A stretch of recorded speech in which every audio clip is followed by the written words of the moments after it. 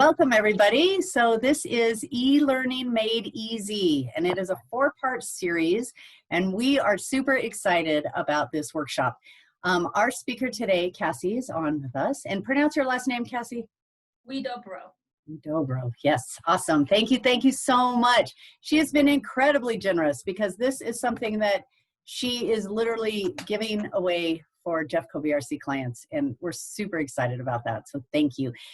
It was her inspiration, and I'll let her share more about that. But I'm gonna a couple of different things. She'll be sharing the screen. So I think that most of us are pretty familiar with Zoom at this point, but in the upper right-hand corner there, you have an option of speaker view or gallery view. So my suggestion is to stay on speaker view, because when she shares the screen, it'll take up your whole screen versus being a little box and you'll be able to see it better.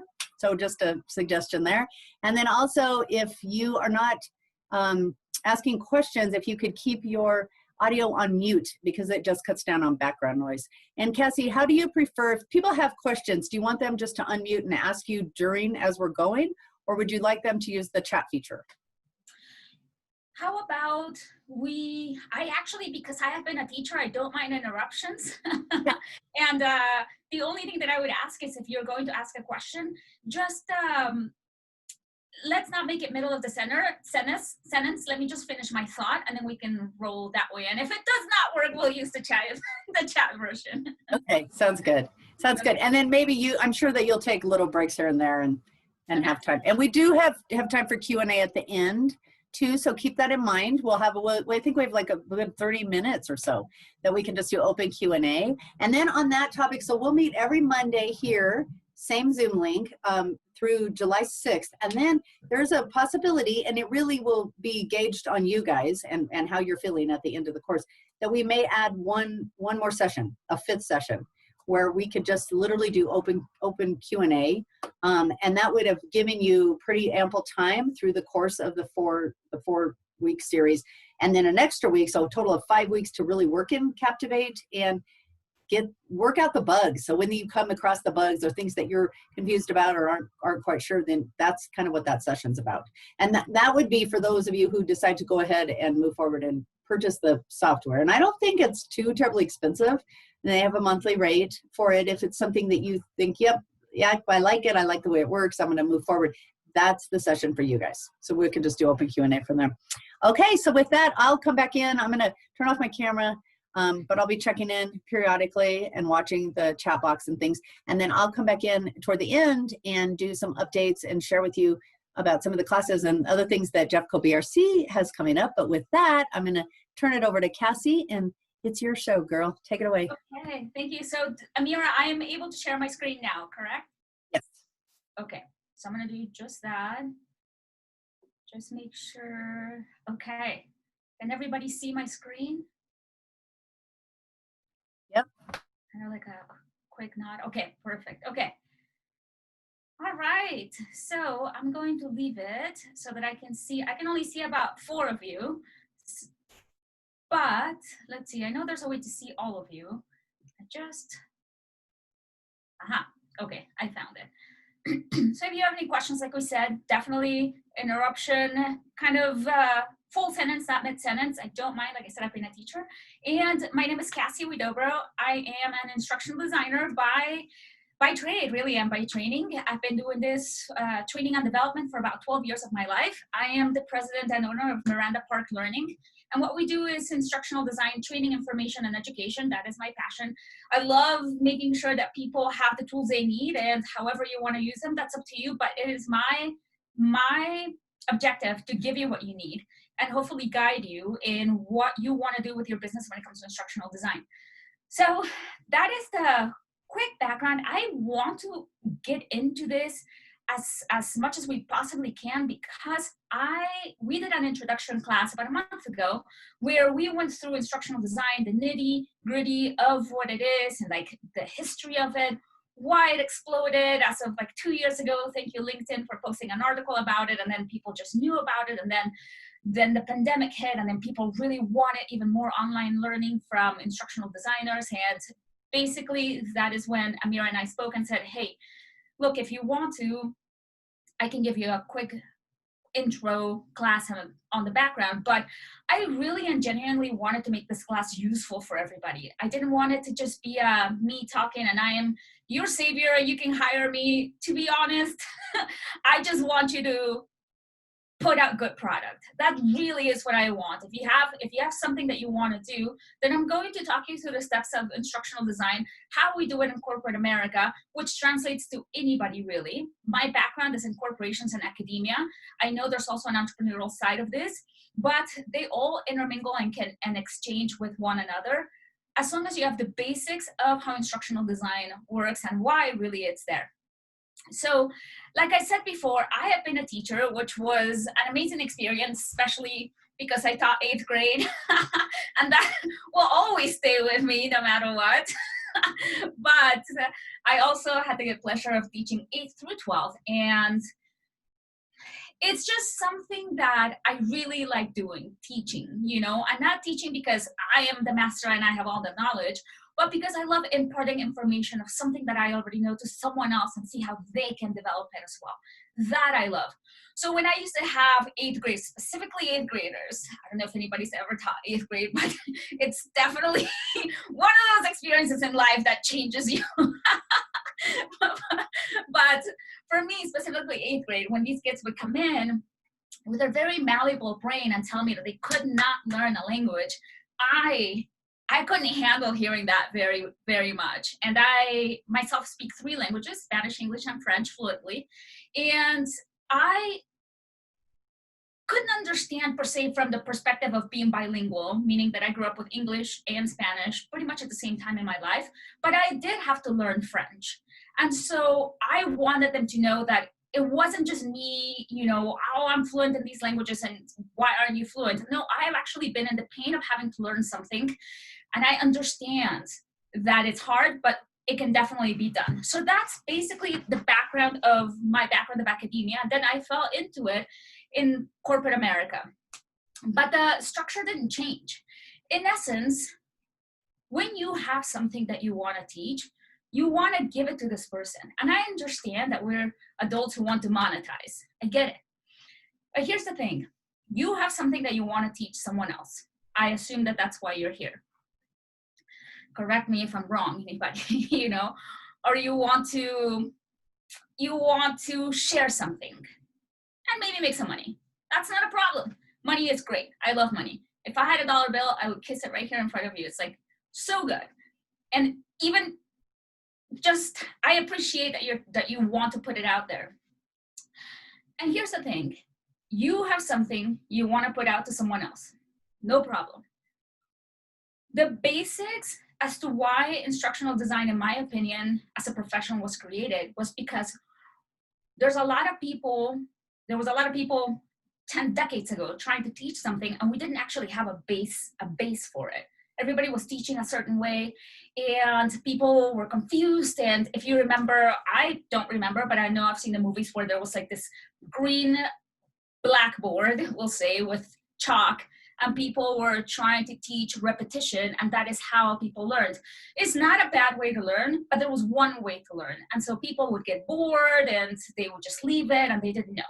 Well, then decades later, a few, 70s, 80s, learning styles started coming in. Well, people realized, these kids are actually not learning, or they're bored to death and they're just passing an exam and then they're moving on, but they didn't learn anything. And so we realized that learning engagement was a real thing.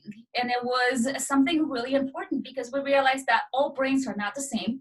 We don't all learn by repetition, and a lot of us do learn by engagement.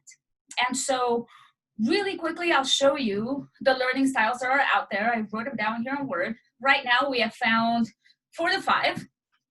There are 7 point something billion people in the world. Guarantee you we're going to find some more, but these are the ones as education where we have landed.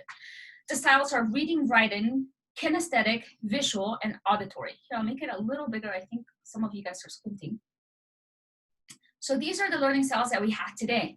Now, just so that you, in case you find a debater out there, sometimes reading and writing are grouped into one, but also sometimes kinesthetic and writing are grouped into one, because kinesthetic's all about doing.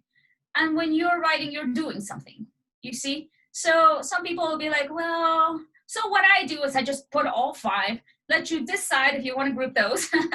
But these are the 5 that we are talking about as a culture today in the United States. Do you have questions so far for me here? Okay, so then why was this created? This is probably the most important thing for me as an educator to understand for myself and impart to others. Why were learning styles created? Because people were not engaging with you as an educator. People were being lost. If you had to read and then take an exam, some people would fail that exam. If you had to write and then take an exam, well, essay form is not the best for everybody. You know, one of the best forms that came out was kinesthetic, where people would do it by doing and repetition. That's probably where we started thinking, people need to move.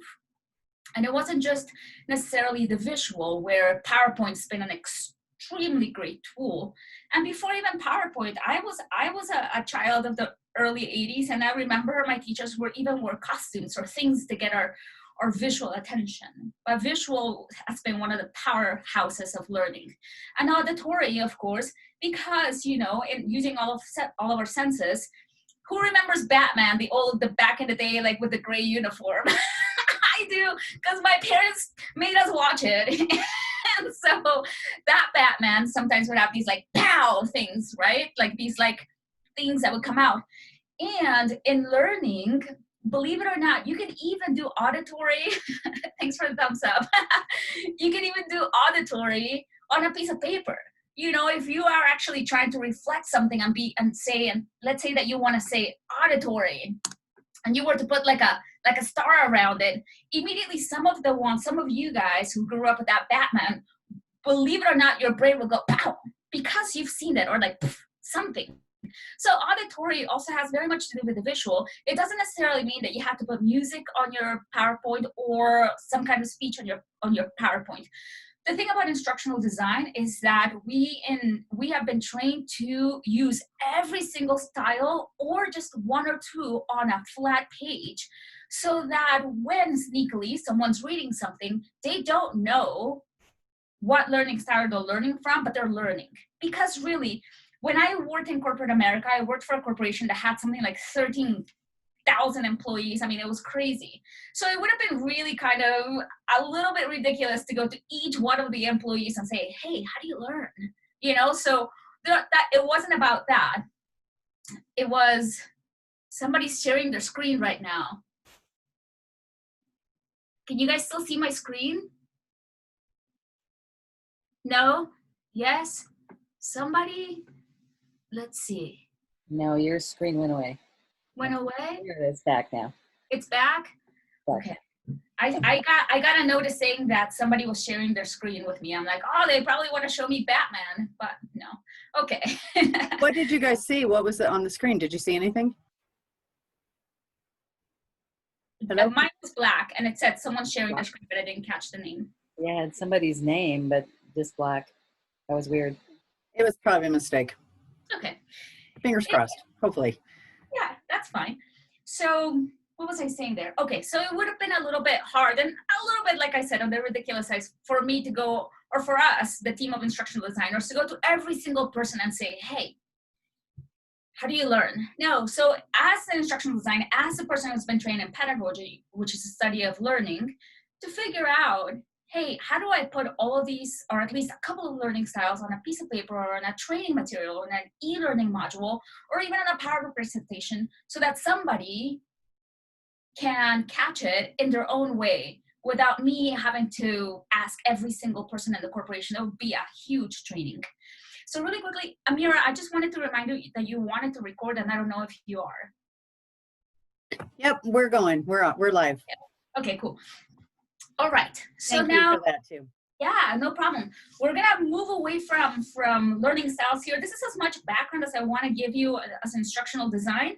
I'm going to just really quickly give you the piece of background in case you just got here. This is an instructional design 4-part course. we're talking about learning styles so far. And my background is I've been doing this for 12 years. I did it before I graduated with my bachelor's, and then I went into my master's, where I graduated with a master's of languages and literature from the University of Utah, where we learned learning theory or rather pedagogy. And I became really interested in the study of learning when my students were telling me that they couldn't learn a language. And I made it my mission that they would learn a language, because why not? It can be fun to know a different language. It also helped that they were kids and they were willing, you know? And so that's always good when your learner actually either that or has parental pressure to learn. So, okay, so I think I'm gonna get going with the course now. That's the background I wanted to give you. Like I said, we did a bigger class, a whole hour and a half on the background of instructional design and me. And so now I want to just give you a little bit, we're gonna go through a couple of things that we're gonna do today, and then we're gonna get going. So before I do that, I'm gonna ask if you have any questions. Yeah? Okay, all right, we'll get going. So I'm gonna turn down the learning styles here. I hope you have them. Reading, writing, kinesthetic, visual, auditory. Okay, see that, lower it. And then this is the syllabus that I sent Amira, and I operate on syllabus because I love them, and I come from academia, as I've just said. So I'd like to have some kind of basically notes on what we're gonna do. So here we go. This is my information. At any point, you can always contact me. That is my phone number, so you can contact me anytime. Hold on, I just tried to email myself there, but. So the prerequisites of this class, because this is a hands-on class, and really, like I said, and like Amira said, I'm literally doing this because I love the power of information and education. And I don't just want to sit here and tell you who I am. I did that last time. I want to show you how to make an e-learning module if possible. Now, if you don't want to use the tool, or you decide Captivate it's too tough, no problem, just stay and watch it anyway, you know? But my goal for these next 4 weeks is that you'll have a module so that you know, first of all, that you can do it. And secondly, that if you do want to use it for somewhere, maybe you have a website, maybe you have something that you want to do, then you can, you know? I mean, why not? So number one here is download the Adobe Captivate 30-day free trial, which for me looks like this. The free trial itself, hold on, I have to move the Zoom bar down. It's Adobe Captivate. The link that I found from Adobe itself is adobe.com/product/captivate.html. So then when you go to buy now, it takes you to this next screen, which gives you the pricing plans. And this is only, the monthly is only after the free trial, which is right here. Download free 30-day trial, no credit card information required. And back when I started using Captivate a couple of years ago, that's literally what I did. Before the free trial was over, I knew I wanted to use it, so I started paying the subscription price, which is the one that I have now. So that is what it looks like for me. Now, you don't need to use it today, because today we're gonna talk about content, but that is what we'll be using from the onset, the next 2 classes. You have questions for me on this download?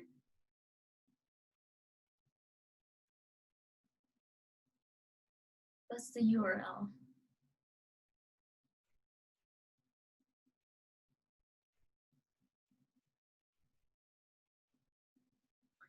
Okay.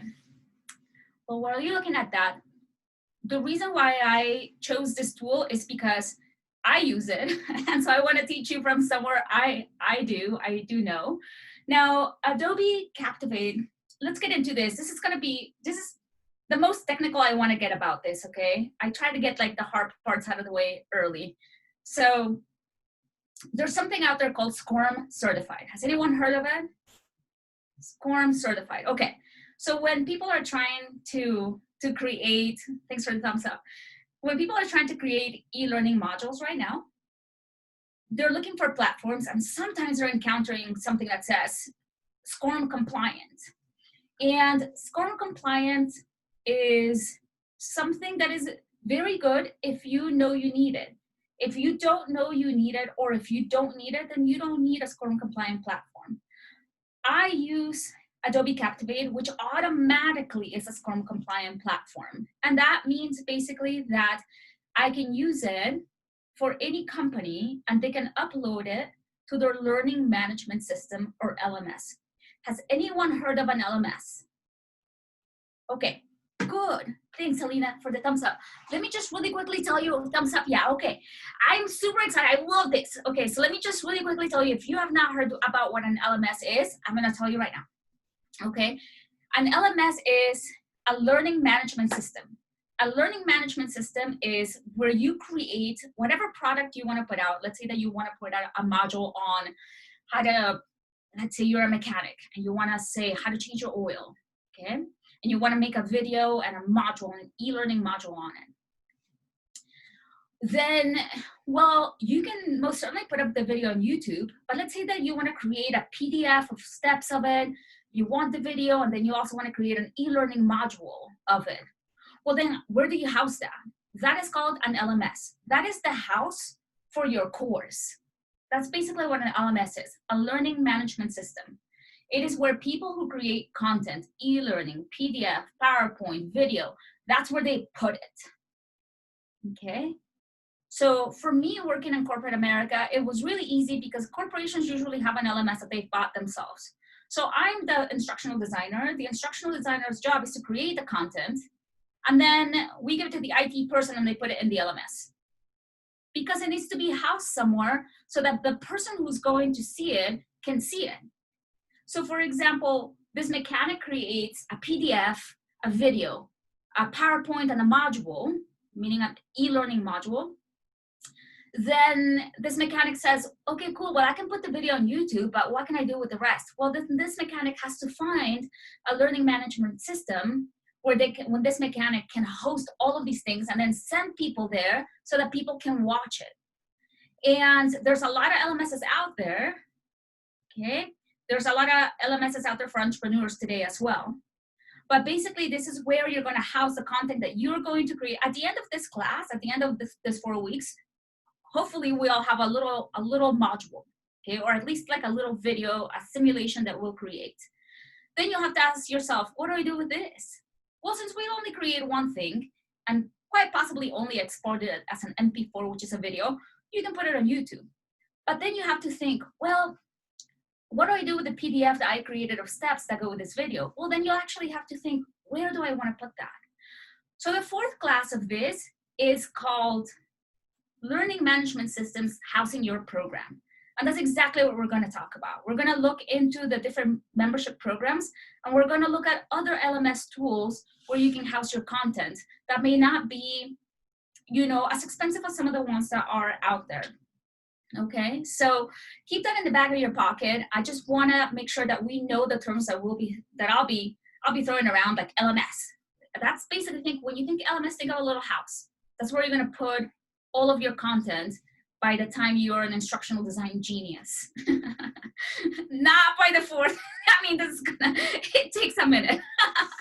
Okay, but you'll at least have the basics. Okay, any questions on an LMS? Okay, so then we go back to SCORM. So here's the LMS, and then we'll talk about why Captivate. Captivate is what's called, ready?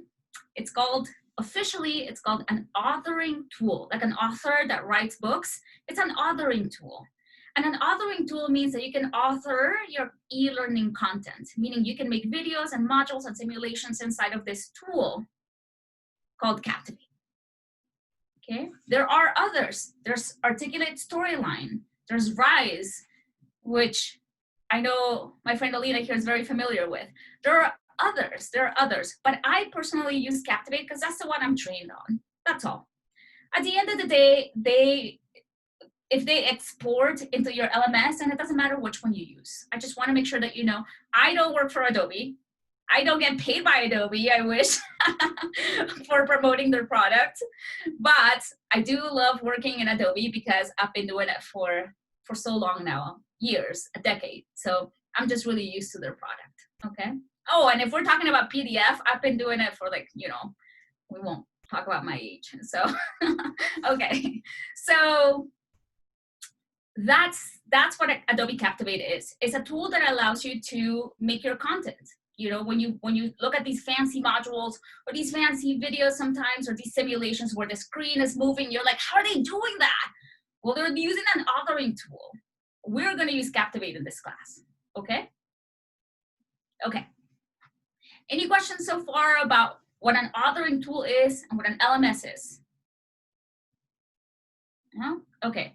So remember, authoring tool comes first because this is where you'll create your videos and simulations. LMS is what's going to house this stuff. And at the end of the day, your people, your clients are going to log into the LMS to see it. That's how it works. Okay. All right. Okay. So now let's talk about this. So step 2 says, come ready with one system in mind to produce a course. Example, how to wash your hands. How to wash your hands. Steps to load your camera properly, taking pictures of the night sky, which I totally need somebody to teach me that. I'm going to Moab soon. I have no idea how to do it. So, and, you know, just something that you are interested. I imagine that right now you are an entrepreneur or an educator with an idea, and you just don't know where to start. And the place to start is a tale as old as time. Really, we're talking like the Egyptian civilization. You write it down, whether it's like with a chisel on a wall or on a piece of paper, you write it down, okay?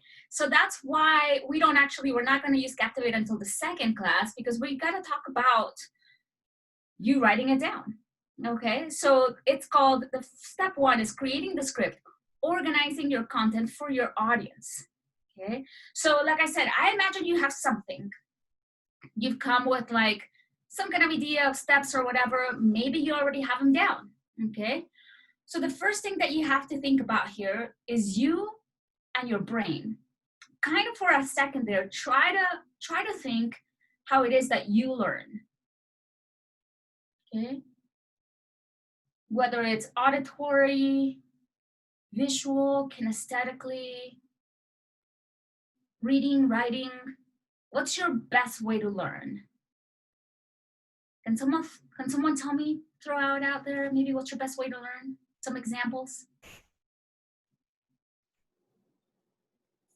I'm definitely visual. Visual, okay. Mhm. Auditory and kinesthetic. Nice, okay. But it's interesting because I think when I was a child, I was visual. Visual, okay.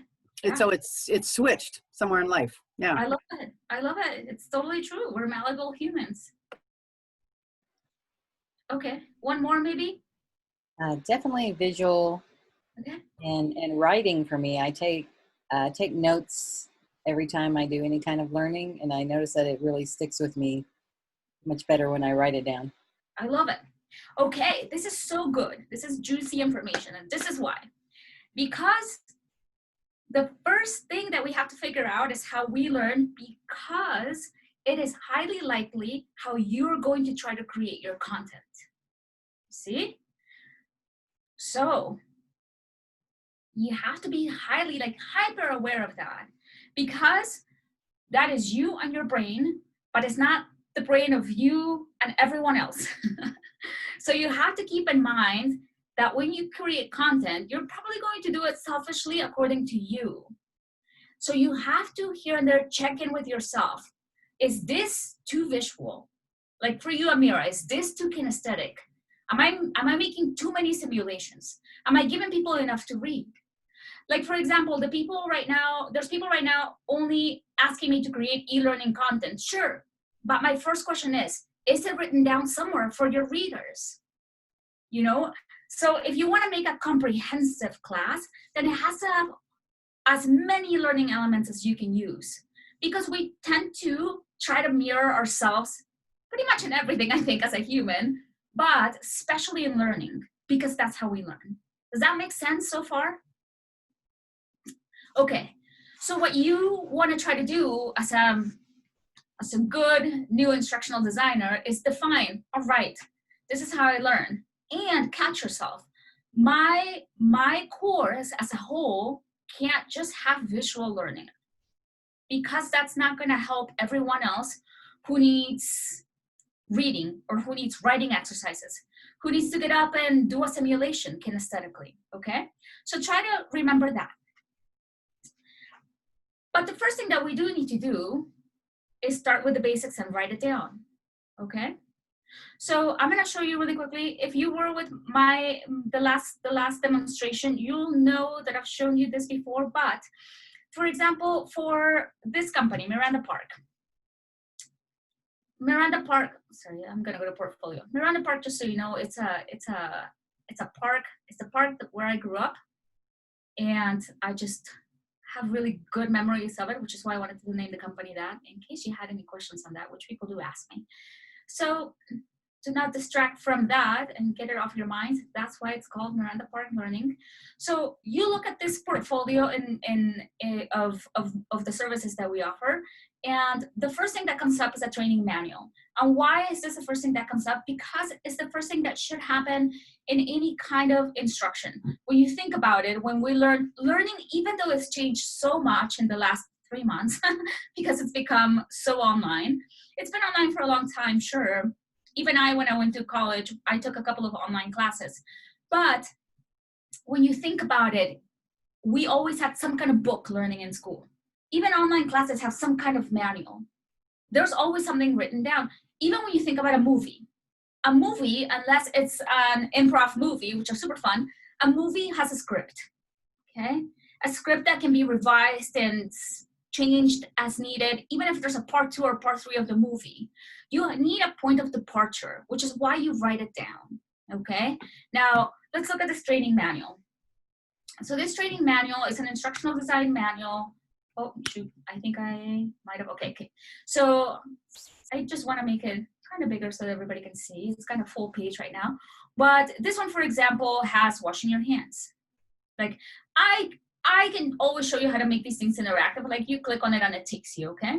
But basically, you notice that I'm not even at the washing your hands video, which I don't have in the portfolio here, but the first thing that I'm doing, even though it's super simple, is I'm telling you how. You know exactly how to wash your hands, and especially lately. You know exactly that it needs to be like the happy birthday song or like 20 seconds. I mean, we've known this. But let's say that something happens and this procedure needs to mutate for your company. The company no longer wants you to have 20 seconds of singing. It needs to come up with a longer song. Now you need to sing Abbey Road by the Beatles, but like the whole time you're washing your hands. Well, you wouldn't be able to change it. What would happen is that if you only created a video of that, then you'd have to sit there and try to figure out where in the video is it that Abbey or Happy Birthday song falls, and then switch it for Abbey Road, and then create that video. But again, a good movie always has a script. So you go back to the script, you change it, and then you change the movie. Why? Because you will always have a good solid reference if everything's written down. Not only that, but maybe people don't want to watch the video. They just want to read it. Oh, okay, well, I'm familiar with Abbey Road. I don't need to watch the video and like, you know, sing it. I'm familiar with Abbey Road because, you know, my parents, but not everybody is, you know. But so again, just write it down. Maybe there are certain things. For example, if you look at this this procedure, it says if nail brush is available, be sure to use it. Now, why is this important? Because in the state of we're in Colorado.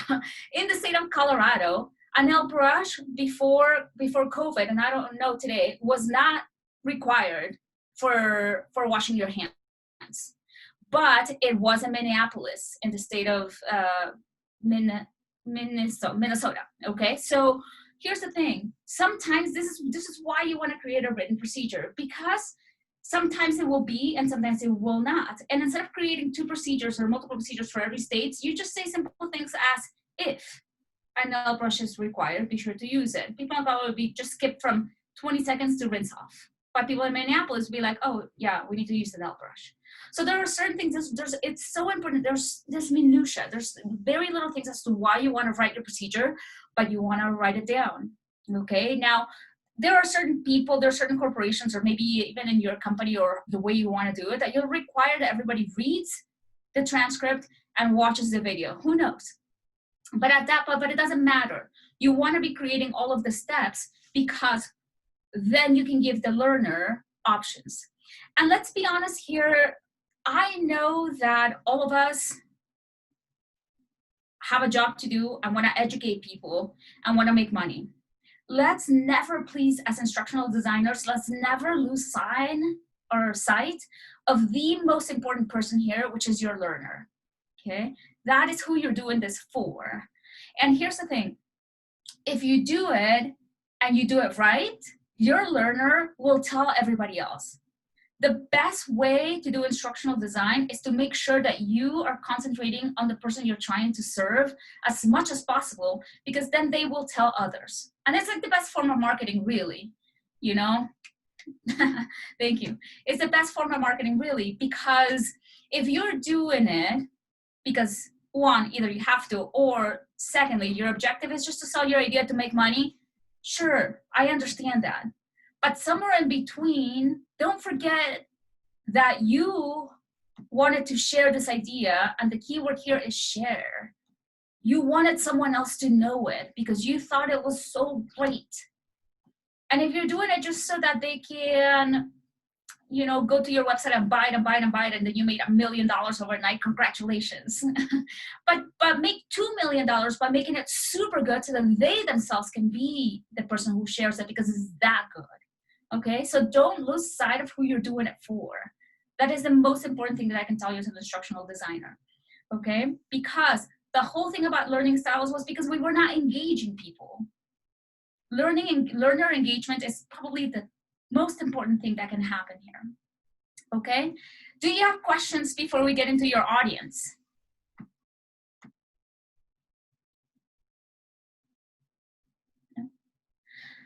Okay, so your audience, so AKA your learner, wants to learn from you because they looked up something, and whatever it is that your idea is, they were like, I need to know how to do that. Okay, it is probably the most important thing. I'm not in marketing, truth be told. I'm also not in sales. I am in education. Okay, now I know that still, though, the most important thing for marketing is knowing your audience. So who are you doing this for? You know, I know that Amira and the Jeff BRC have had multiple marketing classes, and that's definitely, I don't want to talk too much about marketing because Amira has experts who can, but you also want to make sure that you define who it is that you're doing this for, you know, because once again, we tend to think about us. Just like we say, you know, I'm a visual learner, then I'm going to make this visual. Hold on. You want to make sure that who are you doing this for? Well, you're doing this, when you create something, you think, oh my gosh, this is so great, because it is. But now, who else is going to think is great? You know? Now, if your family thinks it's great, that's a really good start. But also define the fact that your family really loves you and they're going to think it's great. Okay, so make sure that you're looking for an expert, or talk to Amira about who is it that can help you define that audience, because that will be a very good discernment and definition of how you want this learning, e-learning modules, instructional design to go toward. Okay, and I'm talking about, is it for children? Is it for adults? Is it for marketing professionals? I remember talking to a lady once who did specifically marketing for blind people. And she was very adept with Braille, and her whole module, her whole instruction, her whole education looked differently. So define who it is that you are talking to. You know, sometimes the differences are just simply male, female, or, you know, maybe it's an age or gender gap situation, or even just generational. really, really define who it is that you're going for. Going for the totality of humanity is good but difficult. So just know who it is that you want to talk to. Again, I'm not in marketing per se, but I know that Amir could help you with that. Okay? Questions on that part? Okay. So now I would like to bring in your content. Let's say that you have something ready for me. I don't know, half a page of Word or a full page of Word, or maybe you don't have it ready, but you have it in thought, okay? So because I want to make this as interactive as possible, let me ask you this. Does anybody have something that they came, and it's okay if you don't want to share, but is anybody willing to share anything that they came ready with? It's totally cool if you didn't, or if you don't want to share. I get it, especially because it's an idea and it's intellectual properties. You have to be careful. I do have something. Sure, Liz. What I would like to offer, I'm a musician and a teacher, and I would like to offer educating a student as to how to practice. That's one thing I've noticed over almost 30 years of teaching, is the student will go home and not really know what to do. Sometimes the teacher doesn't direct them correctly. So I'm offering a real specific knowledge on how to practice their instrument. I love this. Okay. So let me tell you something, Liz, and for the statistic, we'll use Liz, since Liz, you've spoken out, so now we're going to use you. Okay. So the biggest thing that as an instructional designer I do is I shadow people. Because when a corporation or academia hires an instructional designer on contract like myself, what it is like, we have to be fully transparent people. I have to be a confession. I know so many things about so many industries myself that I will never use. Why? Because I basically had to be this shadow, this transparent shadow to someone else and write their process, if that makes sense. You know, if somebody asks me, let's say a mechanic, it's like, hey, I need like procedure on how to make an oil change. I have never changed my oil in my life. I always take it to someone. But if this person asked me that they needed an oil change procedure, then I would have to literally shadow them, watch watch them do it, write down the procedure, from the procedure being my point of departure, make sure that I check with their subject matter expert, we'll call them SMEs from now on, and then back and forth, make sure that the procedure is tip-top, and then I create the visuals for it, be it a video that they want, a PowerPoint presentation they want, or module that they want, whatever the expert is, okay? So that's my job. It's almost as if I'm a transparent human going into this person who has the knowledge, but they don't have the time to do it themselves, okay?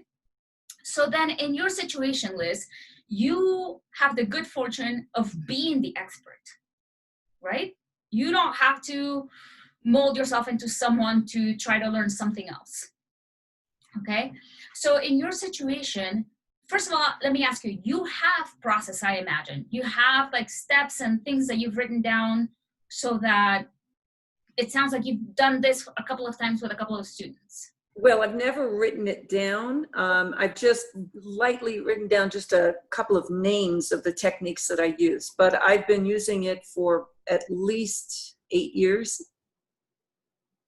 Okay, the techniques that you use as far as like music techniques, or if they're not just, let's say, things that Mozart and Bach used, but they're things that you invented, don't tell me those. I want to respect your intellectual property. Okay. So, but it's the latter, right? You've invented these. It's something that is a conglomeration of all kinds of information I've gathered over the years, but from what I can tell, no other teacher, Liz? sorry about that, my Oh, it's phone went off. No other teacher is doing the method that I'm using. Great. That's great. Okay. So this situation is very important because it's a very similar situation for a lot of people. You start with your idea. And then I'm gonna say that because you've been doing it for 8 years, you know your idea super well and it works, right? And now you wanna share it with, I'm assuming, other teaching professionals. Either other teaching professionals and or students. Or students so that they can do it on their own. Okay, Right. perfect. So no matter what, the first thing is to write it down. So now we get into something called chunking. Ready for instructional design? Here we go. So your idea is super important and you have it, okay? Chunking, it sounds so gross. I don't know who came up with the term in my industry, but it's a real thing, okay? Chunks of education. Here's the thing about learning. People will argue both sides of the coin. Oh, you know, education's changed so much in the past 70 years. And I will tell you, yes, education's, and then it also didn't change that much, okay? Because superficially, it did change. When I taught my first, the second, all right, one of the schools I taught at had iPads, and these were private school kids, and they came with iPads. Now, there were teachers, I'm gonna tell you right now, who were so against it. I mean, we're talking like massively against technology, and this was already the 2000s. And I come, and I'm younger, and I don't see the problem with that, you know, because I think, well, this is probably where we're going. If you try to teach him in the way that you learned, then you're bringing them back somewhere else. That's not where they're going. Okay, so it was like a very delicate balance to not offend older teachers, and for us younger teachers, we didn't see what was wrong. Okay, so that aspect of education has changed. I agree with that. Here's what did not change. That we learned from someone that since like Plato, he used to sit there in front of his groupies and talk to them, right? There is something in education called the Atlas theory, okay? And Atlas, you guys know who Atlas is, right? The guy who is like carrying the world on his shoulders. The Atlas theory indicates that it is you as a teacher who carries the weight of the classroom, okay? Now, that's changed a lot because we really want students to be interactive as much as possible, and technology has made that possible. But what did not change since Plato is that someone is facilitating, okay? So when you are in a situation of online learning, I don't know if you maybe have taken any online classes like by an institution per se, but when I did take a couple of classes online, there was still someone there. There was still a teacher.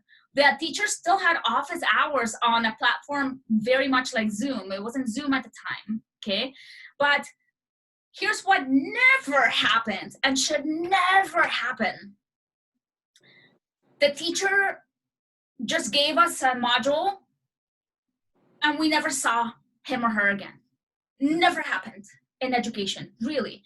Because it was at least like once a week that we had to check in with the modules that we had learned from this person, okay? So that's the thing that is very important. People will argue all day long today, you know, it's changed so much. And yes, and we forget that we have all of us classically trained, and I mean classically since Socrates and Plato and Isocrates and Alexander the Great, we have learned from someone, not by a computer necessarily, okay? We're forgetting that part. We're forgetting the human aspect of technology.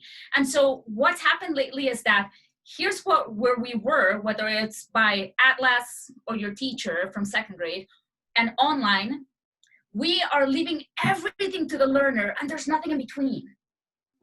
You have to be really careful with that part, Mm. okay? When you offer, Liz, your class of your music module, which we're gonna talk about the chunking part here. I haven't gotten to there yet because I just went on a tangent. When we talk about that, listen, you have to make it so you're available still. If you are really into your learner, you will still be there for them, okay? I understand that there are modules that you can, there's definitely modules that you can sell and just be like, watch this on your way. Sure, but make yourself available no matter what. Even if it's like, even if you have like 1 billion subscribers and you're like the Melinda Gates of the world as far as like millions, you know, always have a reference back to you, whether it's like, you know, that you built an empire of associates who can answer the phone or whomever.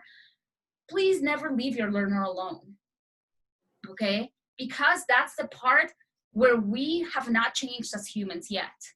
Maybe, and eventually I do believe when, you know, technology gets farther, we will leave that, but we are jumping that gap right now and people are falling and people are failing their courses and there's no one to ask. So be careful when you're teaching in that respect. All right, tangent over. We're gonna go into chunking now, but do you have questions so far on that? No? Okay. Okay, so now chunking. Chunking means that you are giving your learner time to breathe, okay? Meaning, let's take a look at this, for example. This, or even, let's go back to this guy. Training manual, okay? Okay, turn off lights, we'll go here. So, believe it or not, this has 2 learning elements, the reading and the visual, which includes reading. I'm telling you here that the temperature danger zone is this, this, and this, between 40 and 140, blah, blah, blah, blah. And if you're the reader, you got it. I know the temperature danger zone. And if you're the visual, it totally went over your head and you're like somewhere between, I can't even know, nope, can't test on this. But if you're visual, you can see under 40, between this, over here. And then it actually captured you. So I, as an instructional designer, literally just said the same thing twice. But I said it for 2 different people. You see? Not only that, but it helps the repetition. So what chunking does is you notice that I'm not using more than 3 long lines on this. And then I'm using these very much as smaller content. Because one thing that did change in education is that people need smaller chunks to learn, okay? Before, I have a book from like 1907, it's like my prized possession. And there's like no visuals, no sketches, no drawings. I feel like there's not even space in between the words. I mean, it's like, wow. But people were into that before. That was fine. When you read something, that's exactly what you expected, words on the page. Well, not so much today, because the brain nowadays just needs a break. You've heard, I'm sure, that our attention span is going down a different path. Some people like to say that it's going down the drain. I don't think so. It's just changing, okay? And because we want to capture the essence of the education for the learner, then we have to make sure that it's in smaller chunks. That's what chunking is, okay? So Liz, for your example, we'll say that, you know, you have like this like, bam, explanation. And let's just say for the purposes of classic literature that 300 words fit on a page, which they used to, okay? That is good, but it would probably be better for today that if you had 300 words of explanation, Liz, on your modality that you're creating, it would be better if you had about 100 words per page, okay? And then some drawing, something, you know, or maybe like an explanation. Or you notice these right here between food safety and possible, that is not a regular space. It's actually what's called 0.25, which is 3 spaces, okay? So, and I use InDesign to create written material, but most commonly used for everybody is Word, okay? So in Word, just like give it a couple of tabs, okay? Or returns, so that you can create that breath for the brain, okay? So 100, 150 words, and then like put in some visuals, explanations like this, and then on your next page, try to, if you're gonna keep going, sure, separate it, or just try to put something a little bit lighter on the next page, or maybe something they can fill out, okay? So that you're not per se bombarding them with like all this explanation, okay? This is this specific manual is a mixture of a manual and a workbook, okay? I've got a question. Sure. What's your opinion about checking in terms of a little quiz? So the information I just gave you, go ahead and see if you understand it. Can you fill in this quiz? I love Is that. All right, it's not too early in the game? I don't think so. Honestly, so with the advent of e-learning, you'll see that when we learn e-learning, we as instructional designers design something called a knowledge check inside of the module, okay? And a knowledge check is not per se a quiz that is graded. It's something that where the learner can say, did I get this after reading this? And it comes pretty early in the game. In the portfolio, when we do this, I'll show you the portfolio. You'll see that it comes, my first one comes after 90 seconds, you know? So it's not, you want to be careful with the word quiz, because if you intend to grade, then you want to use quiz, exam, test, you know? And you also want to be careful with those, because no matter who you are, that gives people anxiety, okay? Not necessarily like, oh, I'm going to fail, but now it's like, oh, they have to study. Now they have to pay attention. Now they can't relax as much, okay? Which they should be paying attention, first of all, students. But then they experience something called, this, you don't have to write this down, okay? I happen to be, parentheses, something called a Heart Math certified trainer, okay? A Heart Math is an organization in Boulder Creek, California that studies the brain, the brain and the heart, okay? So when you and I get really tense, we experience something called cortical inhibition, where we're like, and then there's literally the communication between our heart and our brain begins to not fail, but just like the brain wants to take over, okay? So then when you say the word quiz, test, exam, you may have your learners experience cortical inhibition to an extent. So you just want to make sure that you're careful. Knowledge check, which is what we use in instructional designers, is, and really, I don't know who came up with that, but I'm pretty sure it's like a registered word or trademark somehow. But it's a way to check in without them having to worry about a grade. Okay, so very important. Whatever you call it, it's like, let's see what you learned or whatever it is. And you also want to make sure that these small quizzes, these check-ins are not 10 questions long. Like make it like 3, and make it as far as like the difficulty level low, like matching, or like, what is it called? Matching or multiple choice, you know, just like quick and easy, because that way the first one you show is going to be really critical, because that way they'll understand that you're not just throwing like this hard thing on there. You're just making sure that they're paying attention. That's all that a knowledge check does.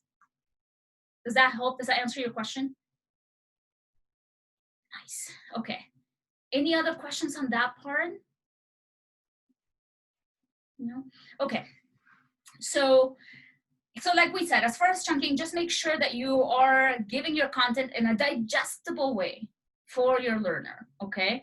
Because like I said, some things changed, some things didn't. The fact that people you know, want to still learn and take knowledge checks and be knowledgeable on something, that didn't change. It's just the way that sometimes we present the information that's going to be really important, especially for instructional design. Okay. Okay. No questions on that? Okay. Guys, in about 5 minutes, we're going to take just like a small break. I know, Amira, this goes until 5, right? Or 4. When does it go to? Am I already at time? Oh, no. It goes until 5. Okay. For a second. See what happens? You start teaching something that you're passionate about, careful. You'll just like keep rolling and you'll lose track of time for sure. Okay. So then, let me see here. A time. But remember, the last bit of it is the Q&A. The Q&A, that's right. Okay. So then we talk about the digestible chunks. Okay. So let's talk about the fact that sometimes you'll need an expert. Okay. Let's say that you, Liz, we're going to keep going with Liz. Okay.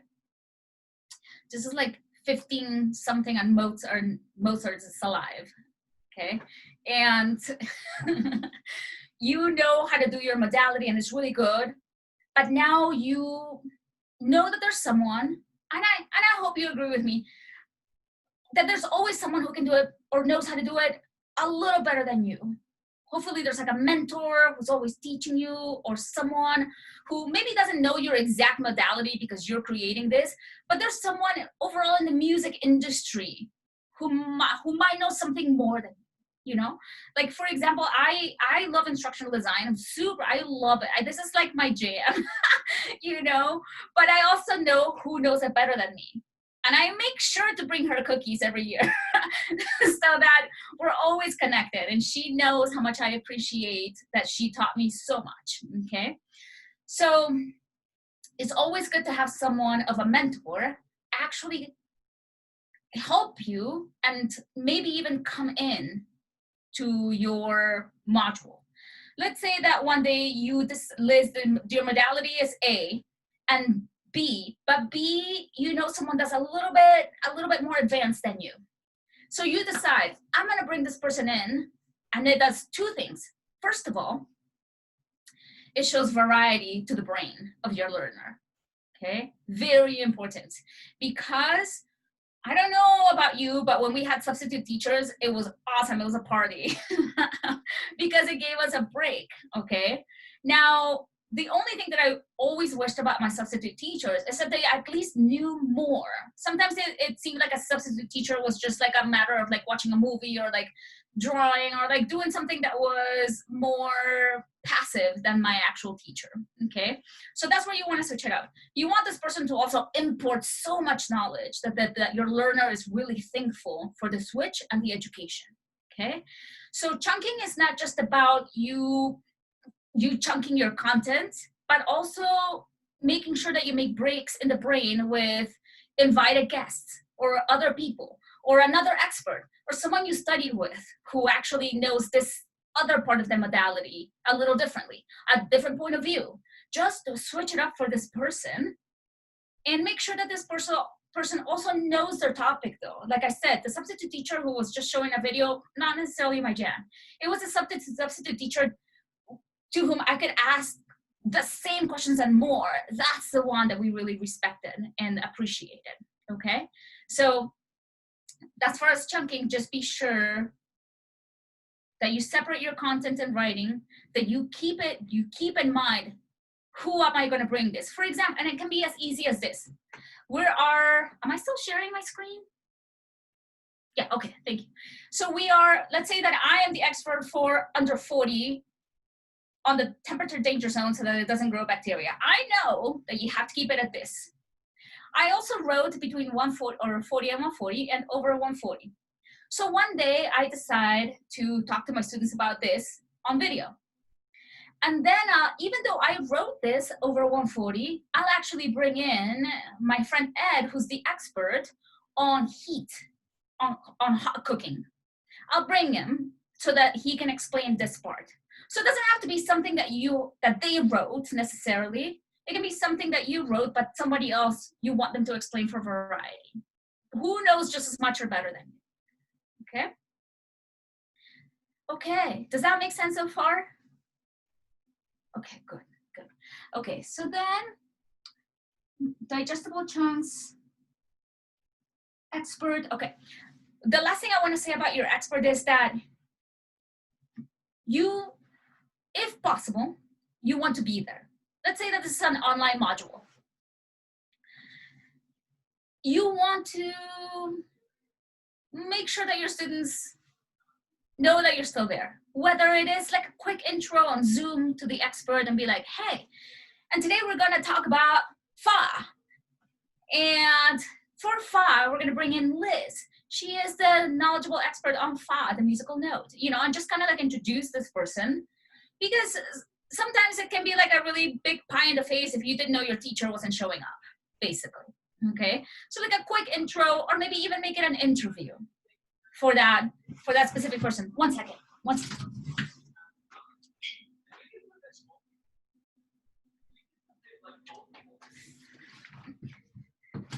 One of my coworkers was on the phone, and I wanted to make sure that we had privacy. Just kidding. So again, or set it up as an interview. One thing that I will tell you is, if you set it up as an interview, just be sure that you can do one or two things. Tell this person the questions that you're going to ask, or make sure that they know the general theme. You additionally want to ask permission to post these things. In corporate America, we have something called a release of talent, okay? Now, you can call it whatever. You can call it like agreement for video, or like, I don't know, agreement for Liz's module of musical modalities, you know, you can call it whatever, but just be sure that you ask permission. And you may want to be clear, and especially if you're going to monetize on these, if this person's going to get any kind of payment, or if it's going to be for free, okay? Because that is a real thing. If you end up making billions of dollars on this, and you know, stated, hey, this is going to be paid at a certain percentage, just be sure that you're being fair, you know, or just say, you know what, this is going to be an exchange of talent. You do this for me, and another time I'll do another module for you. Whatever the case is, write it down, sign it, both of you. Okay, so just be sure. I have friends who actually have their lawyers look at it. Not a bad idea ever, you know, but at the end of the day, what you want to make sure is that if you're going to invite someone else, that the agreements are clear. Okay? All right. Okay. So the last thing I'm going to talk about before we get into the Q&A is time. Time is a very important thing when it comes to learning. It seems that nobody has time today. So what is your time reference? Okay, we're going to talk about that. But do you have further questions on chunking? Or Liz, did you want to talk about any more reference when it came to your musical modality? When you were mentioning an expert, I actually was thinking something a little different. Okay. I was thinking of actually having a student who I can use to show, okay, now I'm going to ask Cindy to try exercise number 1. Is that a good idea to bring in an adult or a youngster? Because really, my audience is very big. It could be children, or should I make 2 different modules, one for children, one for adults? Okay, so this is a loaded question. I love it. I love loaded questions. Because let's go to kids first. You have to be really careful when you bring children in, because you are going to usually need parental permission. Okay, and that means that your agreement needs to be signed by probably not just one parent, but both, and then the child. Okay, so I think that you can get into a lot more when it comes to kids than you thought that you might. Okay, So for me, as far as like corporate America, I've never, or even for vlogging for fun that I've done on YouTube, I've never made content for kids, nor have I involved kids per se, because I know from being a teacher that that was a really sensitive, slippery slope. So I don't know if I can answer the question as far as like whether you bring kids or not. I think that you have to talk to, like, my corporate mind immediately goes to a lawyer. That's how sensitive it is for me, you see? So I don't know if I can answer that properly as far as that, but what I can answer is whether you make 2 modules, one for kids, one for adults. Adults and children do learn on a different, let's see, I don't want to say different scale, but they can learn differently. So the education does need to look differently. So how do you accomplish a comprehensive module? That can be a little difficult because now you're mixing generations. Okay, so that's what I can say about that. Not the best answer ever because I do work with adults and I do modules for adult learning rather than for kids. And when I did work with kids, everything was contained and within the school. You see, the school gave us all the rules. The parents signed all the things they had to through the administration at the beginning. So I didn't actually have to do any of that. So Amira, do you have anything more to say about that when it comes to working with kids? I don't. But I'll think about it. But no, just off the top of my head, I don't. No? Or has anyone per se has that? I mean, as far as like maybe doing modalities for kids, can anyone say a little bit more about that?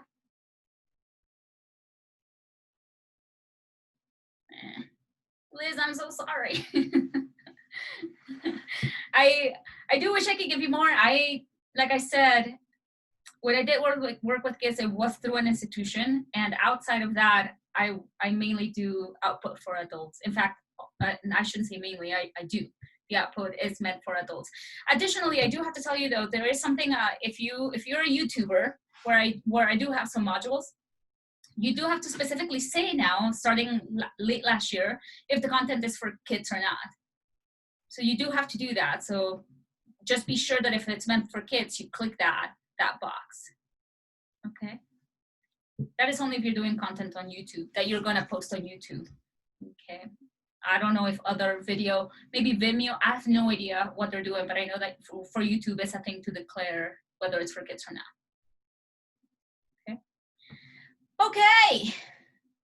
Thank you, Liz. I feel sheepish not being able to fully answer your question. My apologies. Okay. So then we'll go into timing.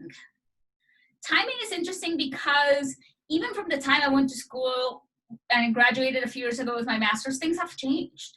I mean, it was not too long ago, well, I guess during my bachelor's, and maybe you guys experienced the same thing, where I took an English class in an auditorium with like 300 other people, and we were forced to, just kidding. Nobody forces you, right? You paid for it. But it was like the only way to take English 101 in college. You know, it was like a huge lecture hall. The teacher came in, or the professor came in, got out, and it was a TA who corrected your papers, you know? So that wasn't too long ago.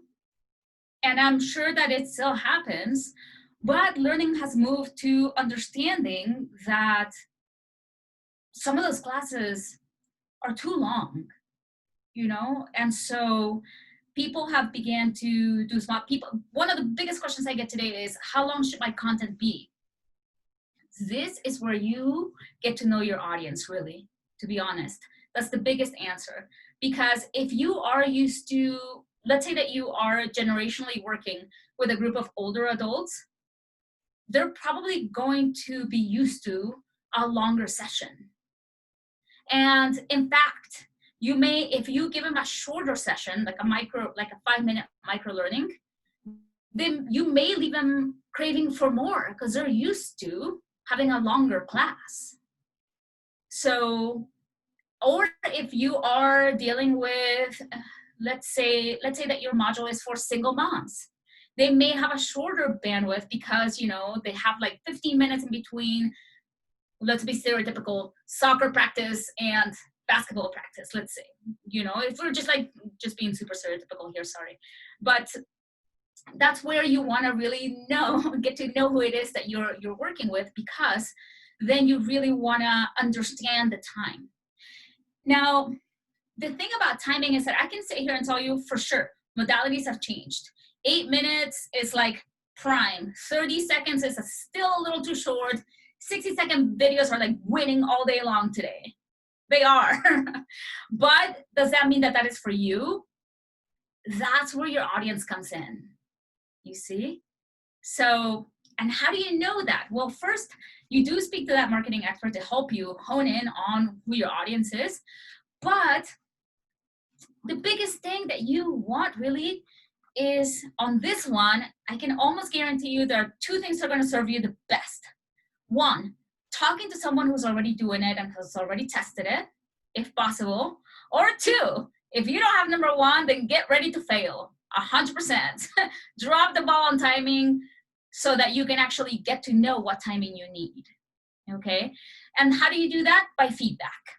Feedback is still one of the best ways a teacher and an educator and an instructional designer gets to know what we need to do. Because in instructional design, we use a module that's really popular. I mean, it's like 50-50. Some people love it, some people don't love it as much, but we know the standard, and it's called the ADDIE model. And the ADDIE model, hold on, let me make sure that it's not the only one, okay? I wanna make sure that I tell you that. But it's like that. Hold on, let me make it bigger for you guys. ADDIE, I'll bold it, okay? So, and the reason why I bring this up is not like to sell it in any way, because I use it because it's a standard, but here's what it means. Analyze, develop, or design. No, I think it's develop first. Develop, design, implement, and evaluate, okay? That's what it stands for. Again, did I misspell analyze? Okay. I am a literature major, I promise. So here's the thing about this. Again, I'm not telling you this is the only thing you should use. Is if you talk to a trained instructional designer, they're like gonna know exactly what that is, okay? You don't have to, but this is why I bring it up. Because for us, the E is quite possibly the most important, well, probably 1 or 2 second most important out of all of these letters. And that means the evaluate part, where we get to get feedback about what we just built. Okay, we have to evaluate consistently. And in my opinion, the E should be like here. I don't know, like here and here. And like in between all the letters, you know, you kind of want to get that feedback consistently. There's another modality in instructional design called Agile. I think that's how I spell it. And this one's also good, but this one's more like circular, where you get to evaluate consistently. So either one is good, but again, I'm not telling you these to like throw modalities at you for instructional design. I'm telling you this so that you know that when we train as instructional designers, we are very clear that sometimes we're creating something so that it can just simply change. It's our first try. You see, the evaluation and the feedback of the target audience and the learner is the most important thing. And then we have to go back to the drawing board and do it again and do it again and do it again. So feedback is key in instructional design to know what people are learning, how they're taking it, and most certainly your timing. Is it too long? Is it too short? Did they watch the whole thing? You know, I mean, what are your analytics on that evaluation? So you really want to, and even just, we used to send out just a survey. after 2 weeks of training, here are the questions, here are curiosities. Was it too long? Was it too short? We just simply asked the learner how they felt about it, where they didn't like it, where it could have been shorter, could have been longer, an explanation could have been more complex or simplified. So that's how timing is. Timing is not a one-way answer. It really has to do with who your audience is, who you're teaching to, and how much hunger they have for what you have to learn too. Because if you find that people are telling you, oh man, you should have expanded on this, or maybe I wish there was a second part to this, do it. That's how you know they want more. But you do have to consistently evaluate for them so that you can know that.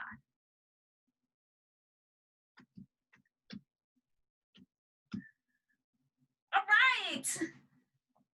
How do you feel about this information, my fellow classmates? Good? Good. I'm happy. Thank you.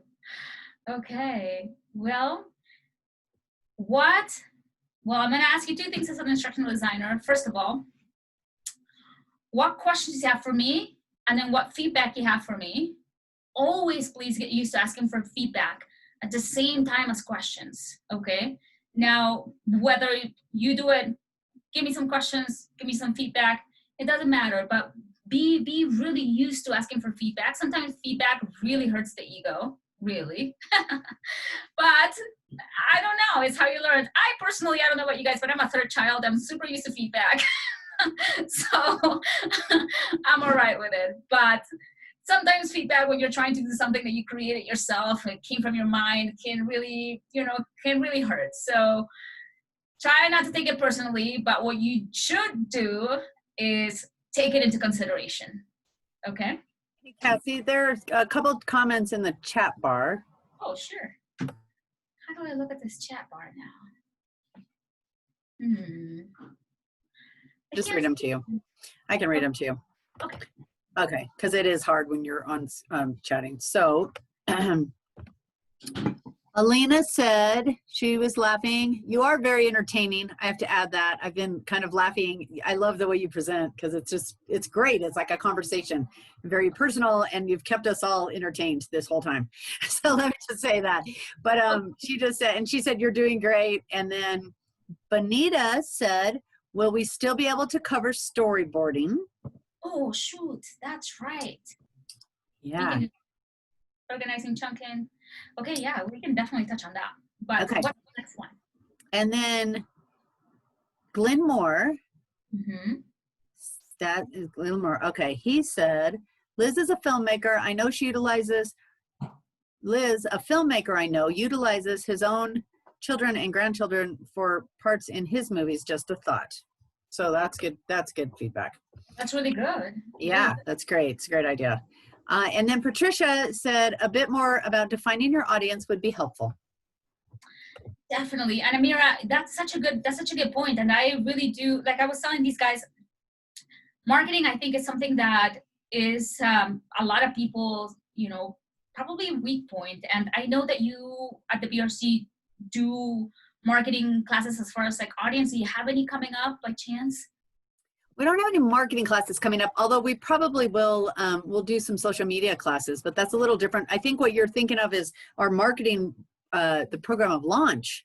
So in our launch program, we have 4 hours of marketing, and it really is about defining your target audience, because so many business owners, myself included, when I opened my business, somebody would say, well, who's your target audience? And I'd say, everybody, right? Because I want to heal the world. I have a holistic healing business. So everybody needs, life coaching and nutritional supplements, and right, everybody needs to be healthier. Well, not really, because some people simply don't, or they're not interested, right? So I had to really define it down to people who are interested. They want to spend money in that direction.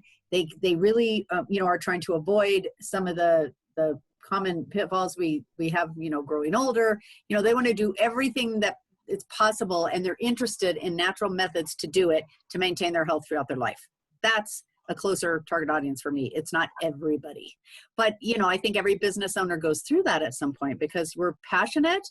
about what we do and what our offerings are. And so of course we want to share it with the world, right? But the closer that you can really narrow that down, it actually will lead to far greater success. You know, it's just like if you were fishing in the ocean, there's how many types of fish. If you just want to go after one specific fish and you study their nature, their habitat, what their pattern is, you're far more likely to go and get that fish than just out there fishing for who knows what, whatever shows up that day. And then who are you going to sell it to? I don't even know. First, I got to find out what it is before I can sell it, right? So, yeah, so it's kind of the same. You know, that's just like an analogy, but yeah. And so I loved, and I was almost going to chime in, but then I sort of missed my opportunity by the time I got off mute. Everything that you've shared around marketing is spot on. So you did a great job. Oh, thanks. For sharing that. And then the other thing is, you got, a lot of times people will come in and just meet with Lou for one-on-one to help, so she can help you define your target audience and write a marketing plan. And that's free of charge. We offer that service. You've already actually paid for it because we're taxpayer funded. We are a nonprofit, publicly funded. So you've already paid for that service. You just need to connect with me and make an appointment. Cool. Yes. Okay. Was there another question, Amira? There was the one about storyboarding. Yes, we're gonna get to that for sure. And then Alina says, feedback. Love your energy and how you relate to what you're talking about to real life. And the only thing she would change is to add some light slides to this presentation. Oh, yes. Good one. The visual. I love it. I know what type of learner you are. I like that. I really appreciate that. Thank you. Okay. Well, while you guys are thinking about more feedback for me, let's get into storyboarding. I just need a marker really quickly, so I'll be right back.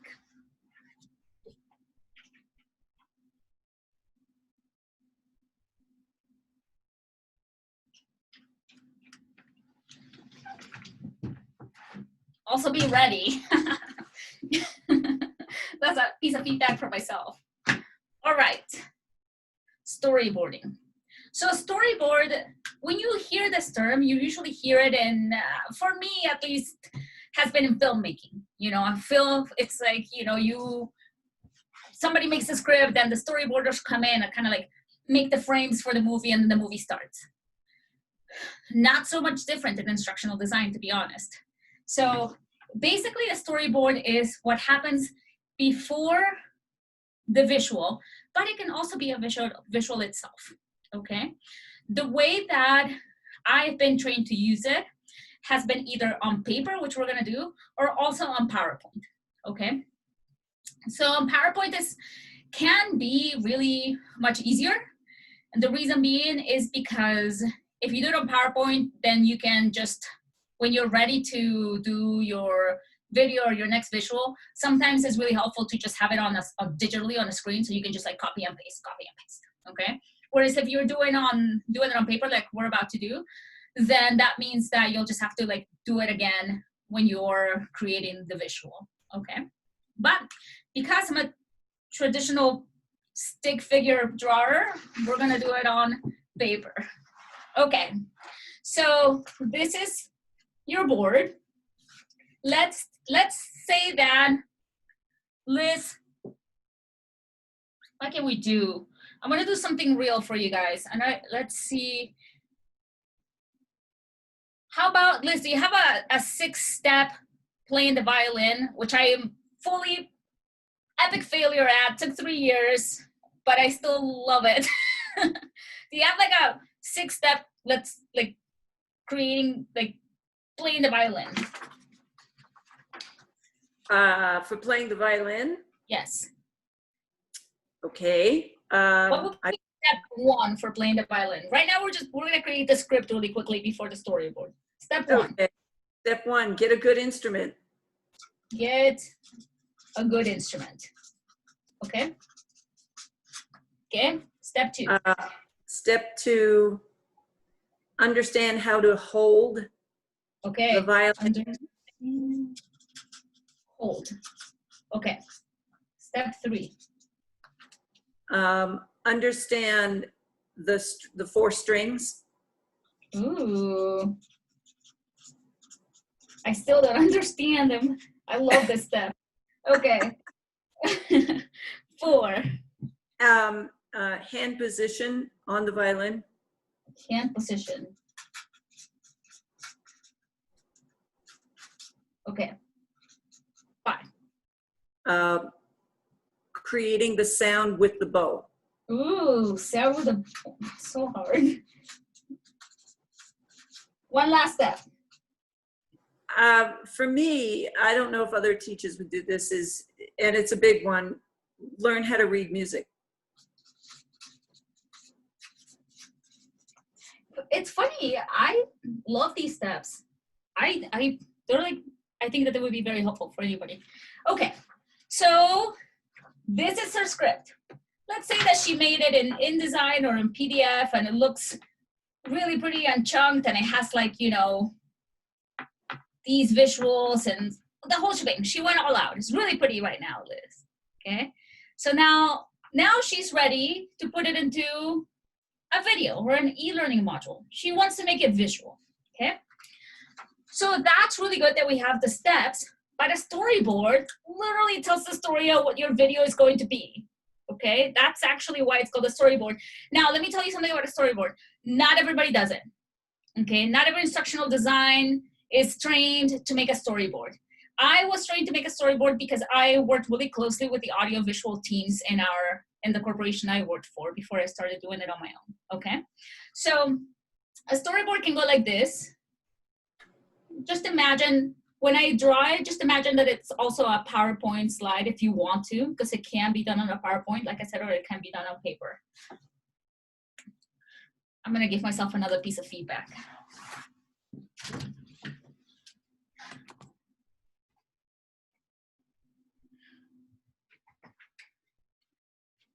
Which is Zoom consumes battery, and now I have to plug in. I don't want to lose you guys, so just give me like, let's take a 30-second break before storyboarding because I really want to make sure that I'm not losing you. Be right back.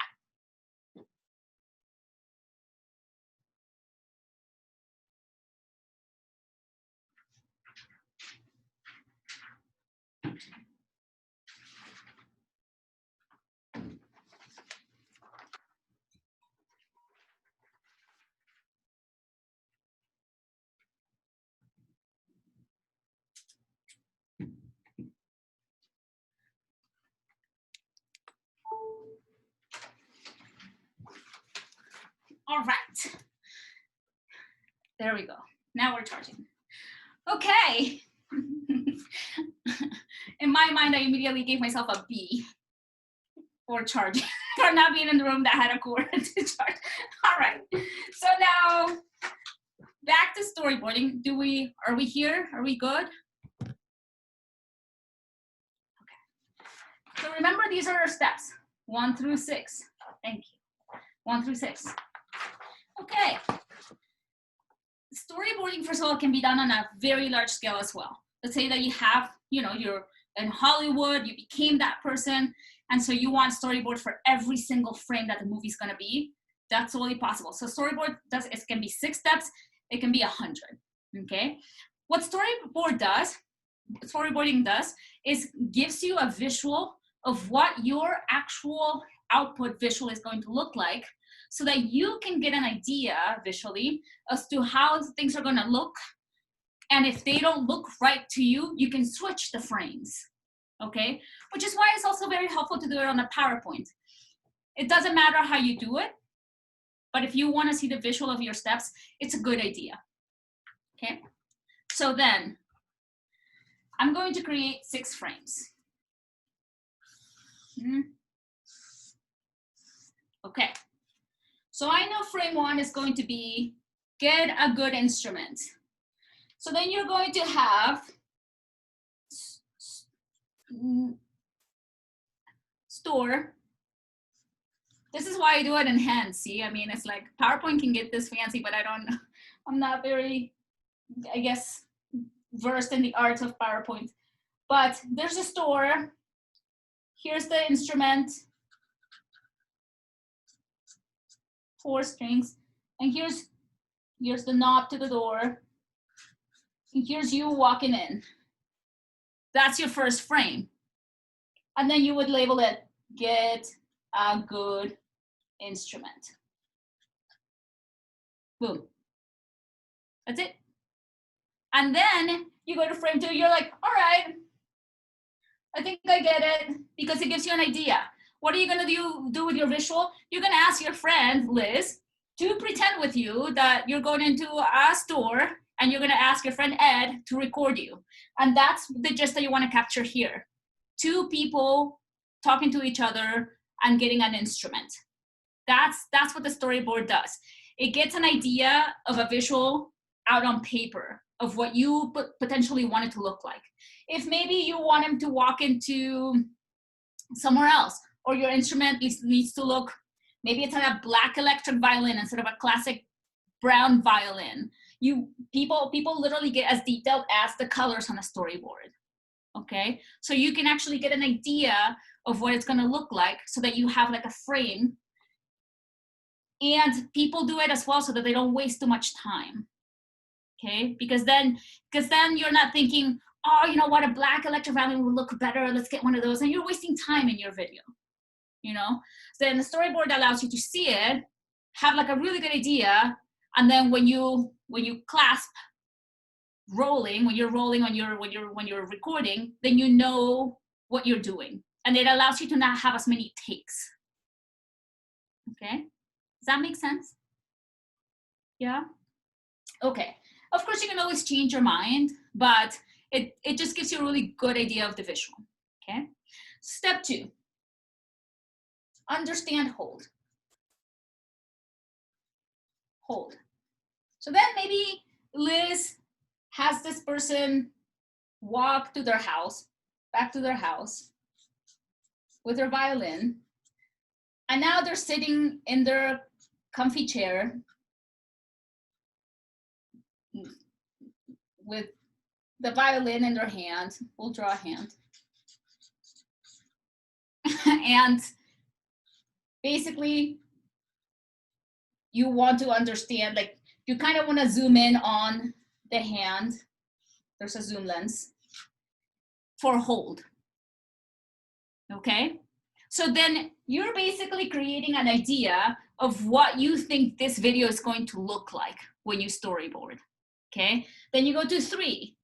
Understand the 4 strings, hand position, sound, and bow. That's going to be a really good auditory step. Okay, and then read music. You may have a music sheet, some glasses, I don't know. Okay, so what a storyboard does, it captures your script before it goes to production, video or e-learning production. That's the gist of it. That's the way I learned it. Okay, and like I said, sometimes we would skip it if it was like a simple video and it was obvious that, you know, just put the butter on the pan. No need for a storyboard. But if it was going to be something longer and we didn't want to have multiple takes or repetitions of that video, then we would make sure to put it on a storyboard so that you could have a visual idea before.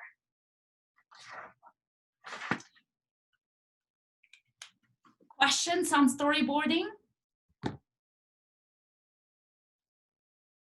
Some people do look at it as optional. It totally is up to you.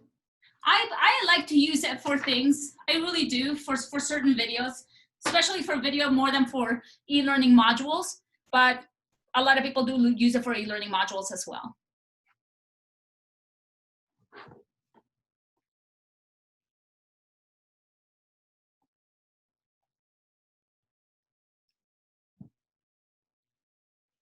Amira, does this answer the person's question? Did they want to know a little more about storyboarding? Let's see. Whoever asked that question, go ahead and unmute yourself. Okay, so it was Benita. She said yes. Okay. And then there was one more thing. Let's see.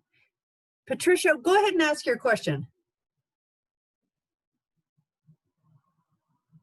She might have stepped away.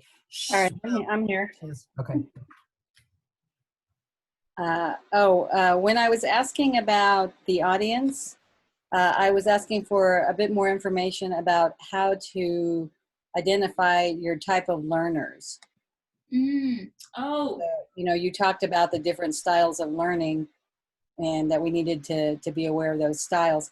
But my question is, how do you try to identify that before you're getting started on creating your course? This is such a good question, and thank you so much, because really one of the things, so I, like I said, I personally use the ADDIE model. There are others, but the A is also very important. That's why I said there's like top 2 very important ones. The A is very important. And it means analyze. And the reason why you analyze is because you in the analyze phase, I have to say, it's probably the longest that we go through as instructional designers, because we need to find out so much information, you know? And so that's where it comes in. That's really where it comes in. Like for me, for example, on my last contract, I was doing very specific policy and procedure for a government entity, okay? And so it was really interesting because I couldn't really go around the whole city of Denver asking people how they learned, like I said, you know? So what I had to end up doing, I did actually conduct like a few questions, definitely investigation, like what was their primary duty? Well, their primary duty was to customer service, okay? Which means that sometimes they had to look down at the screen, look up, look down, look up, look down, and at the same time be like typing up and like getting their request. So it became clear to me through observation, which is why the analyze piece is key, that whether they were any of the 5 specific type of learners, their job itself was very kinesthetic and visual. And so what I did was, okay, here's what I'm gonna do.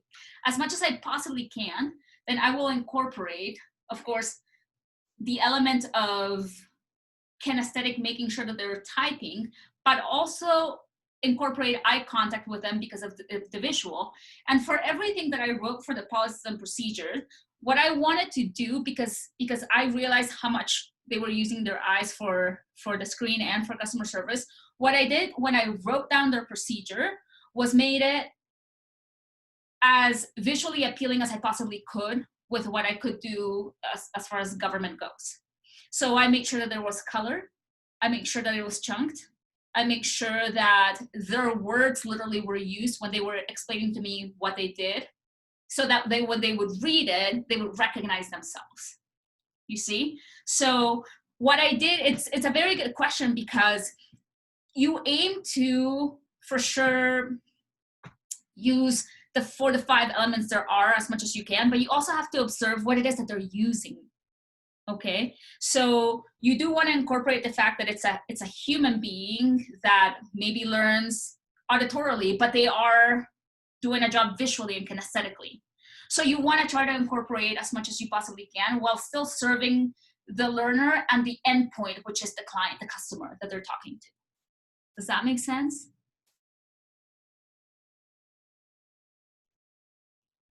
Sorry, I was muted.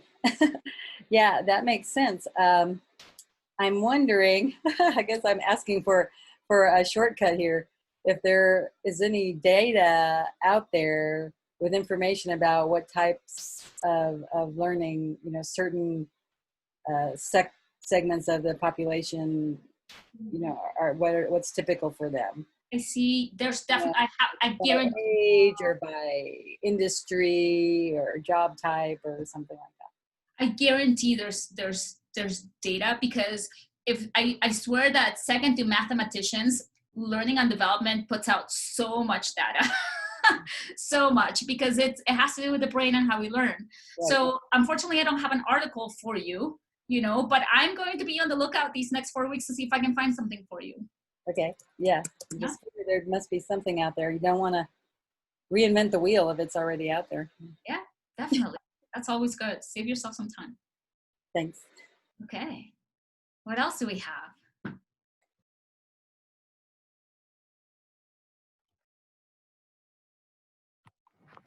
Nobody else has any questions? I've got a quick one. When you mention feedback, are you talking about once you've actually launched it or before? And if it's before, who are you going to ask to watch it? Okay, so you're talking about before, meaning before launch, but after you've made it. Yes. Okay.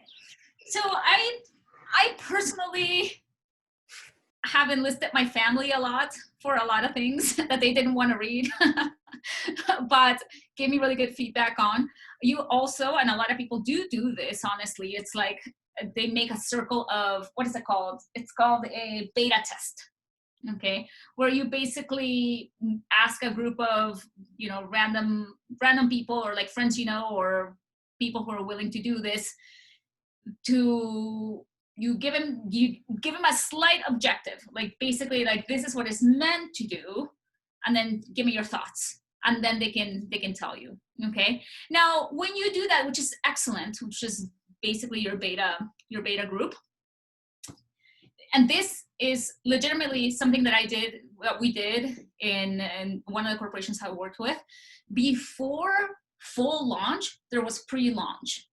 Okay, and in the world, it's really called beta testing, but we called it pre-launch, which basically meant that we grabbed a specific group of, let's say that there were 100 restaurants out there.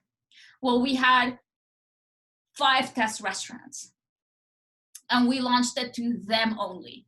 And then we launched it for 6 weeks. And then in 6 weeks, then we gathered their feedback. And then after the feedback, we went back to the drawing board, incorporated their feedback, and then we launched it to a greater part, let's say 300 restaurants, incorporated their feedback, and then we launched it in totality. So that's something that's a really good question, because that's something that genuinely happens, you know? Now, if you don't per se have, let's say the strong hold of the community to do that, then you can always just ask a smaller group, like I said, your family or some family members, and then do a full launch. And then, you know, when you do your full launch, just realize that you may have a lot of feedback after that, so consider it still a draft. Very good question. Cassie, there is one other comment from Sure. Lynn. Okay. Isn't the goal to create learning utilizing all modalities to speak to all types of learners? And I would think the answer is yes, it probably is, because you can't, there's no really way to know, especially online, like who's going to log onto your website and sign up for this course, right? So you mean, Glenn, do you mean the goal of this specific 4-week class, or of educators in general?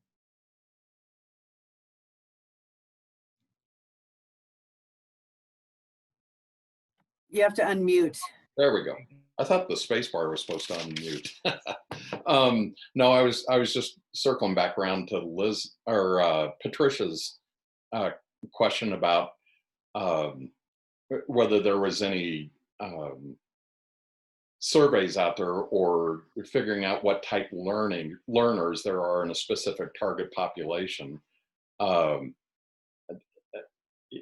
Instead of that, and I'm guessing there's not certain type of learners in any specific type demographic, like vocation or whatever the target is, but it seems like the goal from what you're saying is to create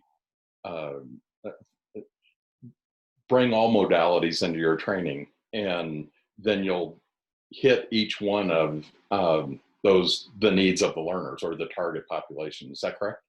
Well, yes, mostly. Yeah.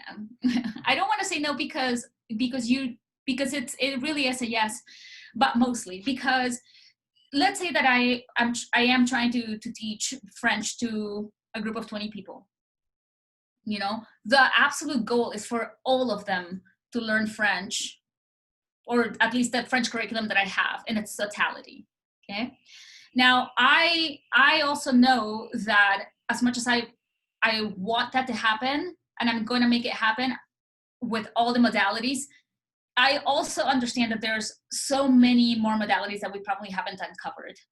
And so, although the goal may be 100% engagement and completion, I also know that that may not be the case. But if I can get close, then that's usually my goal as an educator. You know, by using all of the modalities that we have available today, then I know that I can at least get close, or at least care enough to use all of them so that I can get as close as possible to completion for these learners. And by modalities, I was referring to the reading, writing, kinesthetic, visual, and auditory. Exactly. Okay. Exactly. You know, Glenn, it's a really good question because my heart wants to say yes, but my brain understands that there are, the goal is for everybody to learn, for all of these 20 people to learn French, you know.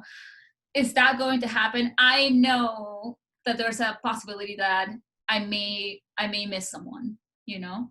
So it's something that I try my hardest to use all of these modalities for it, but it seems like language would be a great example because it is an auditory lesson because you're learning how to say the words. It's a visual. I mean, you can show a piece of fruit when you say the word for fruit, and you can. So that is actually a great example because it seems like you'd have to incorporate, and you have to learn how to read it and write it. So you pretty much got all of them besides trying to figure out how you act it out. Exactly, you know, and like I said, it's like it is an excellent example. Languages are, and as much as I did want to capture everyone who said I can't learn a language, you know, I still don't agree just wholeheartedly that people can't learn. I believe everybody can learn a language. What does happen is that even if I incorporate all modalities, I may not capture everybody still, you know. You can lead them to water, but exactly. Or agua. Agua, yes. All right. Well, Amira, I'm just going to say really quickly that for next class, we are going to, if you are able to download the Captivate trial, please do it because we're going to get right into it. If you were not able to download the Captivate, no problem. Just make sure that your visual learning abilities are spot on because you're gonna be learning from the Zoom. Okay. So if you're able though, it would be nice to put in the kinesthetic with it. Okay. So next time we're going to be making the movie, bringing the writing to life. So what I would like is for you to, I know it sounds like homework and maybe it's the teacher in me, but do try to do something like what we did with Liz. It's like write something down that you already have in mind. Whether it's like a one page of whatever modality it is that you're creating for your specific business or whatever it is. Because what we're going to do next week is we're going to do, and all of these, the reason why the syllabus is the beginning of is because there's so much to learn, right? But the beginning of learning to make simulations, the beginning to learning to make micro movies, and the beginning of learning about micro or movie editing programs. Okay. Now I'm going to show you Adobe Premiere Pro next week as well. You don't have to download this because this is where the movie editing program comes in. Okay. I'm just going to show you what it looks like. I'm going to create like a quick video of myself or something. I'm just going to show you how the cuts and incorporations of music and stuff. Okay. So that's going to be, but you can do that on any editing program. I just, like I said, happen to be an Adobe fan. So I have Adobe Premiere Pro ready. Okay. And I believe that that's a program that does not have a free trial, which is why there's no need to download it. I'll just show you. And then micro learning movies with your camera. And I'm talking here phone camera. So you don't have to go out and get like a what is it called? Like the fancy cameras of SDR, SL, I don't know. So you don't have to, but you can. I personally also have one of those, although I can't think of the name, but the ones with the lens and everything, it can be with anything. Because right now we're just going to show you what micro learning is and looks like. Okay, so just be ready to be recording next week where you are. You know, I'm just gonna have you walk around and actually just like record something that has to do with what you wrote, though. Okay, it can't just be like a recording of your cat. You know, it has to do with whatever it is that you want to work with. But again, if you don't have it, please still come so that you can at least see it on the Zoom screen. Okay. And then simulations, we're going to talk about what they are, and we're going to do one on Captivate. Now, This one may be tricky because I'm going to have you download Captivate. I'm going to show you how it is, and then there's going to be a period of time for you to do it as well. Okay. So the reason why I say maybe tricky is because there's a jam-packed session next week, but we're going to try to get everything so that you can at least have the beginning of each of these things and why they create the visual in instructional design. Okay. How you doing? Okay, any last questions? Okay, all right, so just for the purpose of the recording, everybody wave goodbye. And this is the end of the first session, so I'm going to stop the recording.